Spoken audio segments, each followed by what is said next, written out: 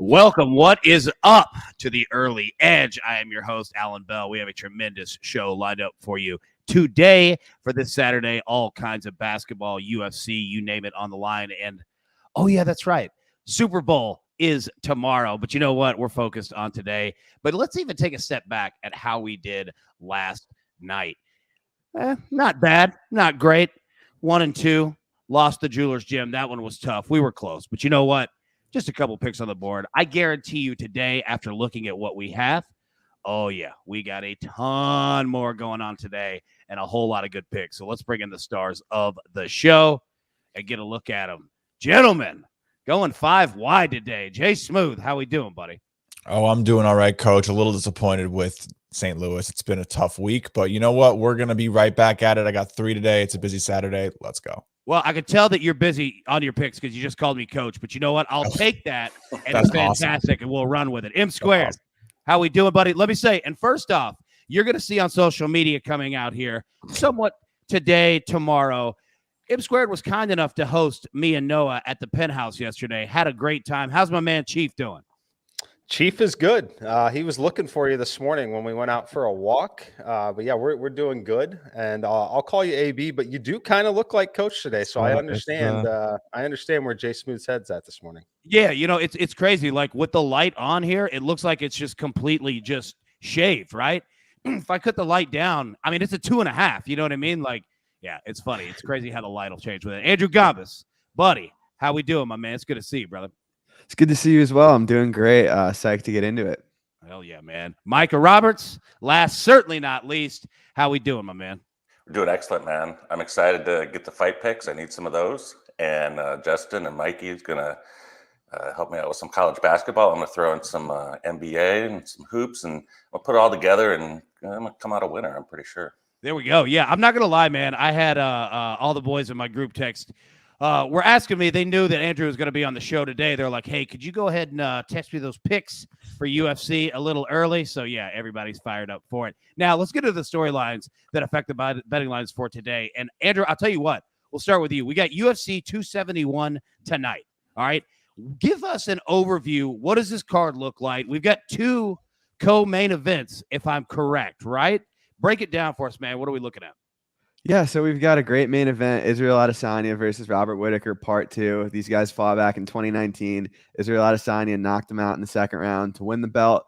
He's reigned supreme over the 185-pound division ever since. Robert Whittaker has answered the bell, went on a hot streak ever since that fight. He's looking to get his revenge here. Game plan seems to be different this time. I think he's going to try to mix in the wrestling. It's a tall ask against Israel Adesanya, so ultimately I'm picking him to get it done, but I think it's going to be a great fight. Some of the other fights on the card to look out for: the people's main event, Tai Tuivasa versus Derek Lewis. That one, you couldn't have jumped up a better fan-friendly fight on paper. Both these guys are super likable, always in fun fights. And then the last fight I'll mention for now, Jared Cannoneer versus Derek Brunson. Winner of that might get the next crack at the belt at 185 pounds. So there's some really good matchups to look forward to. Yeah, I'm fired up, man, and we're going to break it down here in just a minute. You submitted a ton of good picks for us. You know, and you said it, the people's fight tonight, right? Like between Tuivasa and Derek Lewis. Look, if you don't know who these 2 guys are, right, if you're just kind of a novice bettor, and I'm not a big UFC guy in terms of my knowledge, but I do love the sport and I love watching it. You got Derek Lewis, who I believe, correct me if I'm wrong, owns the UFC record for the most knockouts. Correct? Yes, correct. Mm-hmm. Against Tuivasa, who's doing shoeies, our boy who will drink beer right out of the shoe. And these 2 dudes are going for knockouts. Like they're not going for submissions. They're not going for anything. Like this fight is going to be awesome, man. I cannot wait to watch it. Micah, coming to you, buddy. We got the Super Bowl tomorrow. All right. Yeah. Now, you've been on both sides of this, both as a bettor and as a bookmaker. All right. So what are you looking at tomorrow? Like, what data are you seeing? And also, just what does this feel like the Saturday before the Super Bowl? It has to be essentially Sportsbook's national holiday going back ever since, you know, Meyer Lansky was putting these things together in Las Vegas, man. Talk to me. Yeah, no, it's a big deal in Vegas, but I'm seeing a little of the effect of the rest of the nation having access to betting and props. It's not that big of a deal, Vegas, anymore. And this is the first year I've really seen that come to light. And there's no money coming in on the Rams. It's all been all Bengals money, and that's continued. This reminds me of, I think it was 2004, the Buccaneers against the Raiders, that Super Bowl in San Diego. And I sat there waiting for money on the Raiders, and it was, of course, it's going to come. So the Raiders, I mean, of course they're going to bet the Raiders. Come on, 4-point favorite, kind of similar situation, and the money never came, and it got buried on it. Fortunately, the props bailed us out a little bit, but I think that's what a lot of the books are doing. So they're going to have to contemplate their risk, thinking maybe Rams money isn't coming. At some point, you got to go to 3.5, maybe, right? You can't, if you sit there, you know how much you're going to lose. You're essentially gambling. You're not bookmaking. So these guys are going to come to decisions. Jay Cornegay over at the Westgate Superbook, he's at 4 minus 101. He's doing a dime line, so it's +4 minus 109 on the Bengals, and that's the cheapest number in Vegas, and no one is laying it. And it's just so surprising because usually big money always jumps on anything of value, and they see no value in it right now. So it could be testing. Wait to see if there's a 3.5 out there. But it's all Bengals so far. It's like 71% of the tickets and cash on Bengals at most of the places I've talked so far in Vegas. So if you do like the Rams, maybe wait to bet a little bit. It's definitely not going up. That's a good piece of advice, and you spoke about in regards to just how much the landscape of sports betting has changed now that it's legal, in states across the country, and everybody's betting mobile. I saw last year there was about $4.3 billion legally wagered on the Super Bowl. This year, expected to be $8 billion. Yeah. That is a massive, massive jump in just 1 year. So, yeah, it's pretty wild, man. All right, Jay Smooth, coming to you, buddy. You've got some information on Miami of Ohio. And you know what? You have the nugget of the day, dude. I'm just going to get out of your way and let you rip it. What do you got?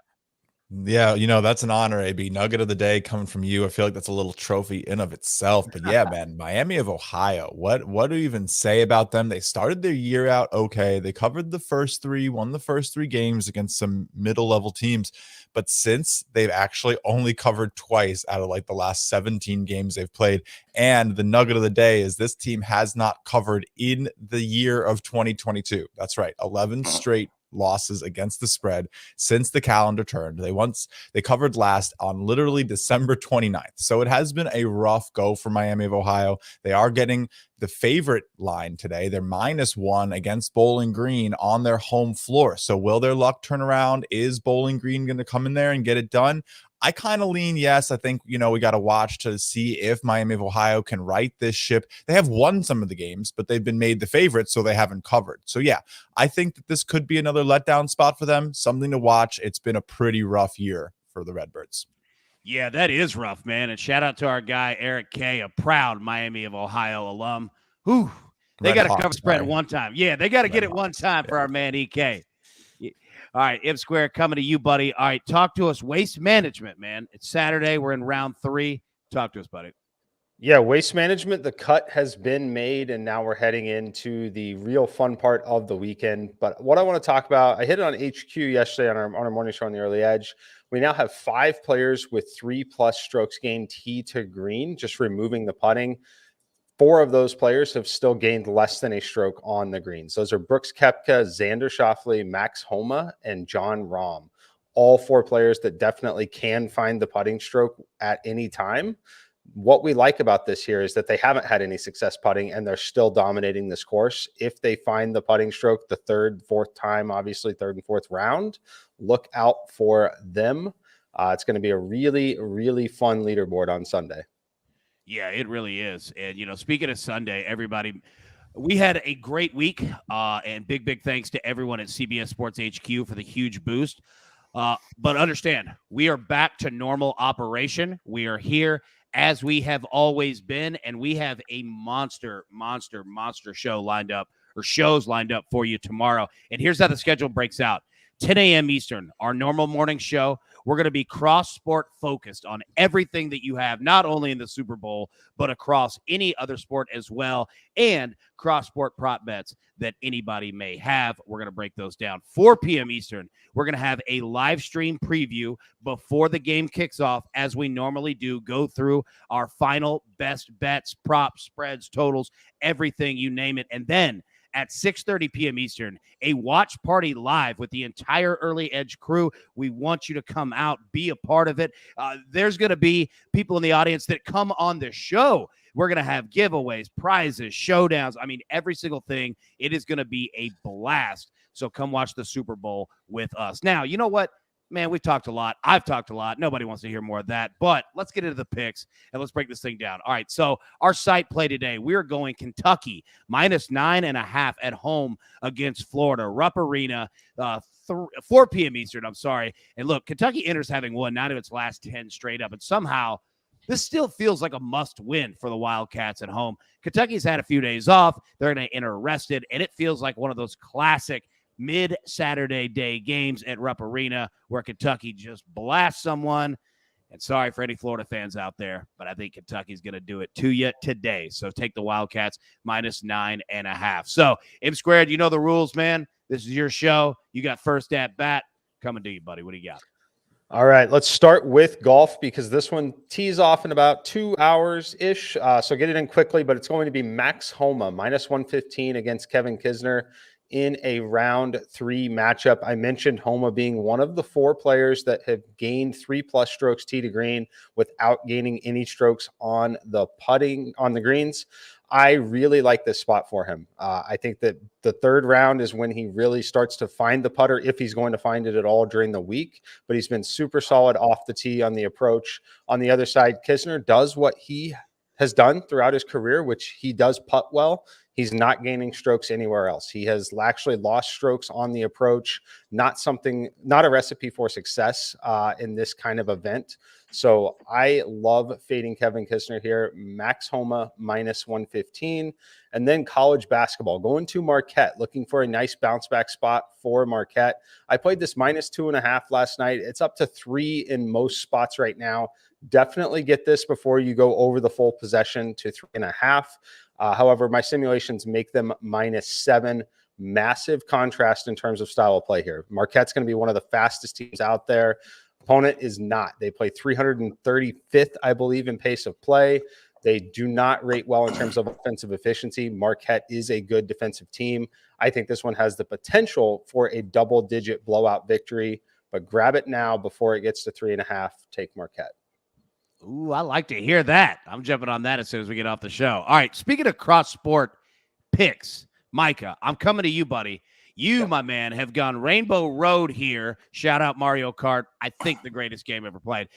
You've got a ton of picks from across all kinds of different sports here. Break us down, man. What are you seeing today? Yeah, I'll get this out of the way first. I have the Rams 37-20. I'm not going to elaborate. I've been talking all week about it, writing about it. I'm almost sick of the Super Bowl, so I'm going to just leave it there. You can put your decisions in there, Cup scores, OBJ scores, lots of sacks from the front 4 of the Rams. Stuff like that. So I'll leave that there, but I'll get into the NBA first with Memphis. They're playing again. This is the best cover team in the NBA. They're number 1 in steals, number 1 in rebounding, and number 1 in block shots. That says a lot to me, and they've done that in a rather quick amount of time, like the last 6 weeks to accumulate that. They've been dominating. They have won and covered their last 4, the last 3 scoring over 130 points in each game. And they've won and covered 7 of their last 8 overall. And the Hornets got a win last night. They're a little tired. Played at Detroit, looked really good. Montrezl Harrell looked good as well. But they have lost their last 5 at home, did not cover any of those games either. So I think it's a spot where one team is trying to find out who they are. And definitely Memphis, the Grizzlies, they knew who they are. And they might just make it to the NBA Finals the way they're playing. It's a long way to go, but they have really caught my interest. They're 25-1 to win the championship. Go to the college basketball right now. A couple conference leaders. Davidson at Rhode Island, laying the 2.5. Davidson has won their last 4, but only 1-5 against the spread in their last 6. And Rhode Island having a tough time. They've lost their last 6, 1-6 against the spread, their last 7. And I look for Davidson to stay atop the A10. And over in the MAC, Toledo 17-5-1 against the spread. They're amazing. They've gone 10-1 their last 11 games against the spread, straight up. Just a marvelous team. 39% defense shooting that they allow. One of the best in the country, top 20 at least. And then you go to offensively 48% from the field. So they got it all, each side of the ball. They just bury you. And the last met, I think it was January 8th. It was 94-63. They covered a 20-point spread at Toledo. That's all I got, guys. I love it, man. That was a great. I love the way that you're just breaking down different sports. And to Memphis, John Morant, shout out to the 901. Wow. Got a lot of family that are from the Memphis Whitehaven area, so shout out to all of them as well. All right, Gombas, coming to you, buddy. UFC 271. And everybody understand, when I said that my man came, dude, double loaded with picks. He came double loaded with picks for the Octagon tonight. So, in fact, I'm even going to pull up a graphic while you are speaking so that everybody can see it. But talk to us, buddy. What do we got? Yeah, so you alluded to this, but this is the most picks I've had on a card so far this year and maybe on my early edge career ever. So I'll get right into it. Earlier in the week, I gave out Maxim Grishin money line minus 165. He's a 5-inch reach advantage. I think he's the better striker, the better grappler. And fun little tidbit, at weigh-ins, William Knight actually missed weight by 12 pounds, which is one of the most egregious weight misses of all time. So this fight's actually happening at heavyweight instead of light heavyweight. And a lot of people have asked me, does this make you like it more? Does this make you like it less? I like it more because an egregious weight miss like that means that either he was not taking training seriously or there's an injury in camp or something like that. So I'm still rolling with Maxim Grishin, even though the fight's at heavyweight. The other pick I gave out on the SportsLine Twitter over the week was the Malkoun Dobson under 2.5 rounds. That was at minus 124. It's up to minus 160 now, so I'm pumped about that. But honestly, I capped this one minus 200. Tuivasa Lewis over 1.5. I touched on this fight a little earlier, and you might be surprised to see that over 1.5, two big heavyweights going to swang and bang, so to speak. But I actually like the over. I think Derek Lewis makes people fight timid. He has that crazy one-punch power, but he also looks to counter strike. So I think there's a good chance this kind of looks like a staring contest for a little while, and you might have to hold your breath, but I think there's a good shot we cash this one. And then we got Jared Cannoneer, who is fighting Derek Brunson in what should be a #1 contenders fight. I like Cannoneer to get a knockout here. I played his money line. I think he's much better striker. He's better durability. Brunson's going to look to get takedowns, but Cannoneer is really strong. He's hard to take down. He's hard to hold down. So I'm rolling with Cannoneer. Next up, I like Alexander Hernandez against Renato Moicano. I think Hernandez, he's going to use being a fast starter to his advantage. Moicano's taken a lot of damage in his last couple fights, and I don't like him up at 155 as much. So rolling with Hernandez money line. Then we've got the Rojo Phillips under 2.5 rounds, minus 160. If Kyler Phillips decides to pursue the grappling path here, he should submit Marcelo Rojo. If he doesn't and they stand up, it's going to be another swing fest that has fight of the night potential that I think someone falls down. So I like the under 2.5 in that fight. I think someone finishes. And for those who don't really follow MMA, just real quick, if I say under 2.5 rounds, that means 2 minutes and 30 seconds into the third round. That's where the benchmark for over under 2.5 is. And then 1.5 is halfway through the second round. So 2 minutes and 30 seconds in the second round is where that benchmark would be. Last couple got Roxanne Modafferi plus 350. Casey O'Neill is a huge favorite here. People are writing off Roxanne. She's the old dog. We've got the new guard coming in. I think not so fast. I think this line should be much closer. Casey O'Neill is 3-0 in the UFC, but she's fought 3 girls that aren't necessarily UFC caliber. 2 of them aren't in the UFC anymore. I think Roxanne is going to put up way more of a fight than this. She's fought a high level of competition for a really long time, and I think she actually has a chance to win this one. So I'm going to take the shot at plus 350. And last but not least, I like Sergey Morozov fighting Douglas Silva de Andraj. Sergey has a big grappling path here. Douglas Silva de Andraj is getting up there in age. He was taken down by Renan Barão multiple times, and luckily he got stood up by the refs, but I don't see that happening here. I think Sergey Morozov gets it done, and I think he does so comfortably. Dude, I love it, man. I'm telling you, you made a lot of people on the text chain here in Nashville happy with all of those picks, dude. Like, you got it all broken down. I cannot wait to watch 271 tonight. Like, it's going to be phenomenal. Like, from top to bottom, it's a really, really good card. All right, Jay Smooth. Dude, you know the rules. On Saturday, when I host, I always want you in the maestro spot because you are my dude. Bring us home, brother. What do you got? I appreciate that, AB. I'm not going to call you coach again, no matter how shiny your head might be this morning. But yeah, let's get to it. It's an honor always sitting in the maestro spot. So I got 3 picks today. We're going to go with an over in the Citadel VMI game. This is a 3:35 tip-off. It's a lot of games, so the time can kind of help you find it on the long list of 150 options. But yeah, over 163. I think you can get over 162.5 right now. I like this one. Last Saturday, Citadel played in a game where they scored 200 points total. So there's a real, like, very high ceiling to when this team plays. They basically go all out on offense. Both teams in this matchup, they're playing VMI, essentially throw defense to the side. They're both bottom 300 teams in defensive efficiency, but Citadel is actually above average in the nation in offensive efficiency, and VMI ranks in the top 50 in offensive efficiency. So you're really betting on teams here that don't care much to get like stops. They're just going to play some fast, run it up basketball. I think 160 is too low. This one's live to get to 170 without much problem. And that ceiling really might be 200. So I really like the upper limit of the potential there as a reason that this one is a better than a 55% chance to win at -110. So we'll go grab that over 162, get that little extra hook. Can't hurt. I'm on 163 though, so I take that as well. Then I'm going to go with Wagner -12.5. Take a spread play. Merrimack. This game is a little confounding. Merrimack isn't that good. I make this one all the way to 15, 16 points in my projections. 15.5 is my official number. Kind of a weak team here in Merrimack, especially with Wagner playing very well at home where they have not lost in the conference yet. I do think that they're going to continue to be dominant. If you look at Jeff Sagarin, who does a projection system for USA Today, his recent play system has this one at 22 points for Wagner based on how they've been playing in the last couple weeks against teams like Merrimack. They've already beaten Merrimack by 14 at Merrimack. So now Merrimack's at Wagner. I like Wagner -12.5, -13 is fine as well. Try to get it before it hits -13.5 though. And then lastly, I'm going to take a money line on Appalachian State going against Georgia State. I mean, Georgia State has pretty much been the bane of my existence. This team has been a lot hotter recently, 4-1 in their last 5. I think I've picked against them in 3 of those games, but they're also 4-11 in their last 15. So the regression is definitely coming. They were pretty bad. They've definitely turned a corner a little bit, but this Appalachian State team at home, I think, should get the win. They are undefeated in home conference games as well. So this would be the first time losing on their home floor in these big games. I don't see it happening. You can get even money on Appalachian State, so go ahead and grab that one.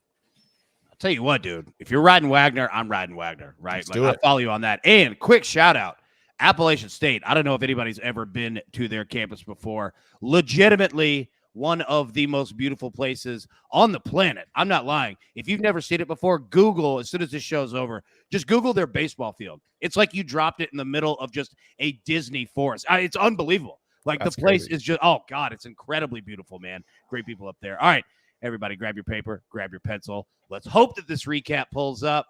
It did, and it looks glorious here. M squared is on Marquette -2.5, and round 3, Homa -115 versus Kisner.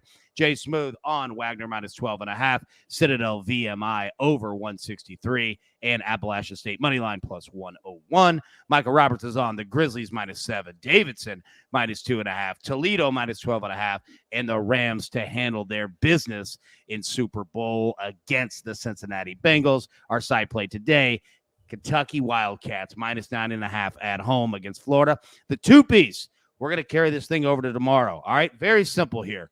+133, Rams money line. We brought that total down from 48.5 to 44.5. That's all we need. Those two, that's all we need. +133, a humble 2-piece for tomorrow. And then let's bring up our man, Andrew Gomes' bets for UFC 271 tonight. I'll leave that up for just a second. Won't read through it all because you guys have certainly heard my voice way too much for a Saturday morning, but he's got all the picks and everything loaded up right there. So, you know what? You do have your marching orders. I have a feeling that you're going to see those phrases on a jacket on the SportsLine Twitter account later on today, courtesy of our man Noah Stanley, and some fun that we had yesterday at M Squared's place. But until then, get your marching orders. Let's take all these tickets straight to the pay window. And you know what? We'll see you tomorrow morning for Super Bowl Sunday. 3 shows. Hope you'll join us for all 3 of them. We're going to have a blast, have a lot of fun. We'll see you tomorrow. Thanks.